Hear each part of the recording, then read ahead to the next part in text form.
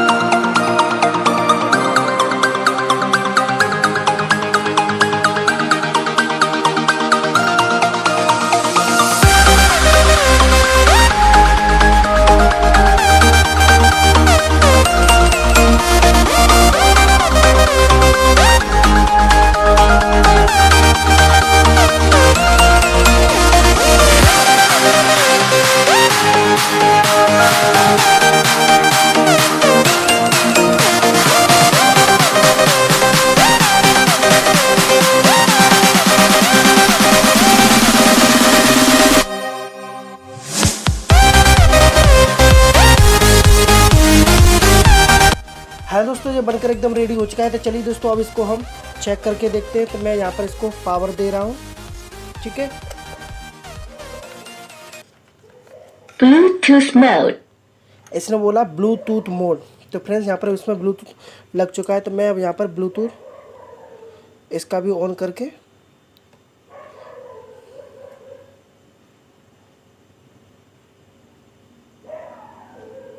यहाँ पर इसने ब्लूटूथ पकड़ लिया है JMT, ठीक है। ये यहाँ पर एकदम कनेक्ट हो चुका है।